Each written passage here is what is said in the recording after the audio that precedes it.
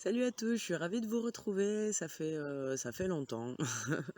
Je vais pas m'engager à reprendre les vidéos de manière régulière, parce que la dernière fois que j'ai dit à bientôt, je suis revenu, j'ai mis 6 mois à revenir. Bon voilà, j'en suis désolée et pas à la fois. Ma vie est encore guidée par les cycles et ma foi, j'échappe pas à cette règle de l'univers. Du coup, j'étais quand même poussée à refaire au moins une vidéo. Euh, Moi, je suis dans une phase assez transitoire de ma vie et j'imagine que je suis pas la seule, donc je comprends pourquoi j'y suis poussée, même si certains points de vue pourraient penser que c'est pas le moment d'afficher ma gueule à faire des trucs chelous du style tirer des cartes sur internet. Mais c'est pas grave, j'ai envie de dire perdu pour perdu, voilà. Je préfère écouter mon intuition que des gens qui ne me connaissent pas.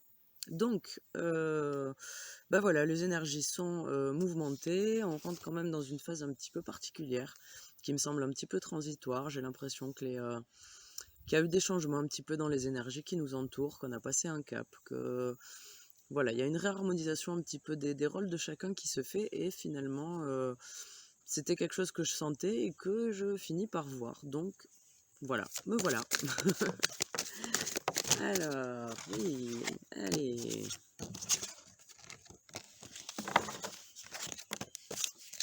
Alors ici on a pas mal de... je vais me remettre comme j'étais, parce que ça fait encore plus mal comme ça. Alors du coup, on a beaucoup de personnes qui peuvent être sur des changements en ce moment, des déménagements, des changements de poste, des changements de vie un petit peu comme ça peut être compliqué. Ça peut être compliqué parce que ça amène de la désorganisation, ça amène des fois de la tristesse, du manque, du déchirement. Ça peut amener, pour certains, ça peut amener de l'ordre, mais pour certains, ça peut amener un joyeux bordel quand même. Ici, on vous dit, ben, vous avez eu des leçons dans votre passé, vous avez appris des choses, c'est pas la première expérience de vie que vous avez eu un paquet d'expériences de vie, vous avez acquis des choses. Euh, Vous savez au fond de vous que tout ça c'est juste, c'est ce que vous avez demandé, qui arrive d'une manière ben pas subtile, mais pas claire non plus, pas évidente non plus. Et on vous dit qu'il y a des parties de vous que vous devez lâcher. Il y a des parties de votre ego que vous devez lâcher. Il faut remettre l'ego à sa place. L'ego, c'est pas le petit diable qu'on a sur l'épaule ou le petit ange de l'autre côté. L'ego, c'est une partie de nous, une partie à part entière de notre être incarné, qui est d'une utilité absolument incroyable quand il s'agit de réflexion, d'analyse, de prise de décision, de lecture, d'expression. C'est le système d'exploitation de notre ordinateur en fait. Donc si on n'en a pas, c'est un peu compliqué. Ensuite, on n'est pas obligé d'aller chercher dans le code source, mais il y a un moment, faut pas que ce système-là, euh, faut pas choisir Windows quoi, clairement. Faut un système fort, faut un système lucide en fait, et faut vraiment un système à sa place. Notre ego, il a tendance à venir de base, parce que la société est comme ça actuellement, à nous autodétruire et à mettre le doigt là où ça fait mal. Il y a des fois, ce qui se passe, c'est qu'on arrive tellement au tréfonds de nous-mêmes, à renier mais renier des parties de nous dans le sens où on les voit, on les accepte, on les comprend, et on leur dit clairement, j'ai pas besoin de toi. Va à ta place. Et à ce moment-là, il se passe une sublimation de l'ego, une transformation de l'ego, euh, qui fait qu'il arrête de faire du mal en fait et il passe en mode protecteur. J'ai pas tous les tenants et aboutissants de cette transformation. Je l'ai vécu en observateur. C'est quelque chose que j'avais demandé, de travailler sur mon ego, et j'ai été capable de le voir assez objectivement. Mais j'ai vraiment vécu en observateur ce moment où mon ego, sur une situation qui était déjà arrivée dans ma vie, réagissait complètement différemment en fait. Et d'une manière où même moi je comprenais pas forcément pourquoi je réagissais comme ça, et ça a fini à faire un sens en fait. Et, hum, et ce moment-là, je pense qu'on y arrive chacun par notre chemin à nous, hein, on a chacun nos clés de notre être, mais ce chemin-là existe, c'est une certitude. Et plusieurs fois. Je veux dire, c'est pas on transforme l'ego et c'est bon, on est maître yogi. Non, c'est pas comme ça que ça se passe. On a beaucoup d'ego, il y a des égos à beaucoup de niveaux. L'ego est presque aussi complexe que chaque partie de notre être. Du coup, c'est pas si facile, mais c'est pas à pas. Et c'est un chemin. Et ici, on a la prochaine expérience, donc beaucoup euh, avec ces changements, qui soient internes, externes, les deux, peu importe. Mais ces changements amènent à des expériences qui ne sont pas forcément connues. C'est pas des terrains connus et ça peut faire peur. On vous dit ce qui vous éclaire, c'est votre lumière intérieure. C'est vos leçons du passé, c'est votre ego, qu'il soit mal placé, bien placé, peu importe. Mais c'est votre ego, c'est votre personne, c'est votre conscience, c'est votre inconscient, c'est votre âme, c'est votre enfant blessé, c'est la mère en vous, c'est le père en vous, c'est peu importe. Toutes les parties de vous, euh, elles dérivent avec vous en fait. Et au milieu, il y a cette lumière. Au milieu, il y a cette lumière, il y a votre âme, il y a votre intuition, il y a l'univers, il y a ces messages. Et il y a ce fil directeur en fait. Quand on se connecte à son intuition, on est capable de voir où est le fil directeur.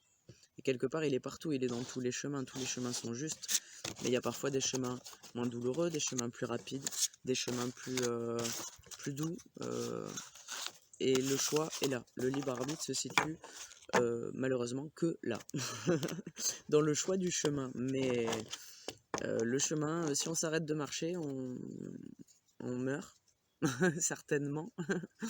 La vie ne s'arrête jamais, les chemins continuent toujours d'être là et à nous de les emprunter. On nous demande vraiment de remettre de la clarté, de l'ordre dans nos maisons, dans nos habitats, mais aussi dans nos têtes, dans nos esprits. Vous voyez, on parle d'objectifs, de chemin, etc. Mais c'est quoi en fait? C'est quoi votre objectif? C'est ouais, elle est particulière cette carte. C'est où vous voulez aller. Où mettez-vous votre intentionnalité? Vous voyez, par exemple, je vous parle de rangement, j'ai la maison bien ordonnée ici. Vous voulez ranger votre maison, mais en fait, c'est pourquoi? Parce que votre mère ou votre belle-mère, elle vient ce soir et vous voulez pas qu'elle vous juge, parce que vous avez envie de clarté d'esprit, parce que vous rangez pas parce que ça vous va. En fait, et sans jugement, il est où? Elle est où votre intention? Elle est où la volonté? Où vous allez? Et on demande aussi de faire un point sur les émotions, sur les sentiments. Il y a des deuils, des chagrins, qui peuvent se répercuter dans des douleurs physiques aussi, j'entends, qui sont encore trop présentes. Et on se complaît un peu là-dedans des fois parce que euh, c'est comme ça, c'est des douleurs, c'est des tristesses qu'on a toujours eues et on les porte bien finalement. On peut très bien porter une tristesse. Après, est-ce que ça vaut le coup de porter ce plein de vide? Ou est-ce qu'on pourrait pas le remplir de quelque chose? Allez. Alors ici, beaucoup sont dans... je sais pas comment faire pour que vous voyez mieux les cartes. Beaucoup sont dans des périodes de résilience. C'est des périodes didactiques, c'est des périodes d'initiative, d'apprendre à se contenter de ce qu'on a et d'apprendre à... c'est pas se contenter de ce qu'on a en disant bon, je mérite pas mieux de toute façon. On est d'accord. C'est dire ok, je mérite X ou Y chose, je ne l'ai pas. Qu'est-ce que j'ai? Qu'est-ce que j'ai déjà pour me dire ah ben j'ai quand même réussi des trucs dans ma fucking life parce que ça fait du bien, pour être fier de moi, fier du chemin parcouru, fier de ce que j'ai réussi à accomplir, que ça soit au niveau de la route vers moi-même ou de mon chemin de vie, et, et à quoi je devrais m'adapter aujourd'hui pour passer ce moment. Parce qu'on ne peut pas voir les choses comme ça, c'est des chemins, c'est pas des interrupteurs qu'on allume ou qu'on éteint, c'est des chemins, ça se parcourt. Et il y a des périodes transitoires, il y a des périodes où il y a besoin de se contenter de ce qu'on a, euh, pour justement être en capacité de recevoir plus. Ok, vous comprenez ce que vous voulez, hein. C'est touffu quand même, hein. Alors, j'ai la sublimation de l'ego qui ressort. Pour certains d'entre vous, c'est assez complexe ça. C'est question d'ego. Et pour certains d'entre vous, ça arrive, hein. C'est la prochaine étape qui se présente, d'aller vraiment chercher en soi et dans les parties... bon, l'ego, c'est pas une... Comme ça, là, c'est pas une partie top de soi-même. Donc d'aller chercher en soi, même dans les parties pas cool, et d'aller trouver en fait le trésor qu'il y a au fond. Parce que chaque partie pas cool n'est que le reflet de la partie cool, de la même chose, du trésor qu'il y a au milieu. Et pour ça, bah, faut aller au milieu. Faut aller au milieu de cette chose, mais de manière neutre, sans jugement. Il y a des pardons à accorder, à vous-même. On est d'accord, les pardons, c'est toujours à soi-même. On peut accepter qu'une personne nous ait fait du mal, mais on se pardonne d'avoir toléré ce mal, d'avoir accepté de vivre ça. On se remercie d'avoir eu la force de partir si ça colle. Peu importe, mais c'est à soi qu'on accorde le pardon. Parce qu'on mérite de ne pas se prendre la tête avec des conneries toute sa life, tout simplement. Et de garder l'esprit clair. C'est très important de garder l'esprit clair quand on travaille avec l'ego, parce qu'on peut lutter contre l'ego, on peut travailler avec lui aussi. Et une fois qu'on a fini de lutter contre l'ego et qu'on commence à travailler avec lui, on est capable de le voir arriver dans sa manière de formuler les pensées, dans sa manière de voir les choses. Et à ce moment-là, c'est là où on n'est pas obligé ni de le coincer, ni de le laisser passer. Moi, j'ai souvent eu des discussions avec moi-même comme ça, à dire, bon, ok, d'accord, alors toi, tu ferais ça, et du coup, ça amène à quoi? C'est bien de faire ça, à quel moment? Ouais, ça va faire du bien, et après, va réfléchir à comment on fait pour faire ça plutôt. Va réfléchir à un truc plus intéressant, là. Ça sert à quoi? Pour se faire du mal. Et se dire ça à soi-même, ben, ma foi, je dis pas qu'il y a que ça qui a marché, mais moi, ça a marché quand même. On a aussi revenir à l'intégrité. Il y en a beaucoup qui se demandent un petit peu où sont leurs destins, où est leur place, comment prendre leur place dans ce monde. Encore une fois, on passe dans une phase transitoire. C'est le moment de revenir à soi, de regarder ce qu'il y a autour de nous et de voir comment on se positionne là-dedans. Et pour ça, il faut savoir déjà comment on est positionné. Donc il y a un œil neutre vraiment à apporter là-dedans et sans jugement, quoi. Ici, on a la grâce et la générosité et embrasser le chaos. Ici, ce que je ressens, c'est que l'amour et la gentillesse, c'est quand même nos plus grandes forces. Même si c'est pas très défensif non plus comme outil, mais ça reste quand même des grandes forces. Et parfois, il faut en fait accepter que certaines forces peuvent être des faiblesses en fait. Ok.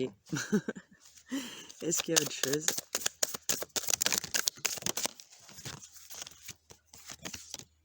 C'est ça, alors on rentre vraiment dans une phase où c'est le moment de s'asseoir, de regarder en fait, que ça soit en soi, à l'extérieur de soi, selon vos thématiques. De regarder puis de voir vraiment qu'est-ce qui est le plus important à faire, à dire, à penser, à réfléchir. On peut pas tout faire en même temps, on peut pas tout prendre en même temps, tout traiter en même temps. Il faut prioriser, il y a des choses ça peut attendre, il y a des choses c'est plus pressé, etc. Donc ça, je vous parle pas de passer à l'action, mais juste prioriser, juste penser les choses. Il y a peut-être des trucs où vous pouvez dire, ah non, mais ça, effectivement, pendant 2 mois, j'ai plus besoin d'y penser. C'est pas la peine que ça occupe mon esprit parce que j'ai aucune balle dans mon camp dans cette situation. Déjà, ça allège un petit peu l'esprit. Après, on vous dit, laissez-vous bercer et par les énergies qui sont là, qui sont présentes, à l'extérieur de vous comme à l'intérieur de vous. Les émotions, les intuitions, la musique aussi. Laissez-vous bercer par la musique. Mais prenez le temps de regarder un petit peu ce qu'il y a autour de vous et prenez le temps d'écouter. Ici, on a écouté les arbres, donc pour ceux qui ça parle, et dans la nature, c'est toujours très bien de se reconnecter à la terre. Et il y a aussi cette notion d'écouter. Écouter, écouter. C'est pas le moment de parler peut-être pour certains, c'est pas le moment de verbaliser des choses, c'est le moment d'écouter, de prendre l'information, de la trier, de la prioriser, de voir ce qu'on a à notre portée pour agir, et puis on verra plus tard. Ok, ben voilà pour les messages, c'était un peu bizarre comme guidance de reprise. J'ai pas des énergies super déter en ce moment, je vis une phase un petit peu complexe, mais ça va, je tiens le coup quand même. J'ai pris 10 ans et je les récupérerai après, comme d'habitude.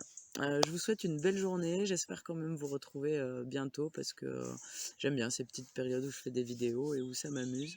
Et je suis quand même là pour transmettre des messages, quoi qu'il en soit.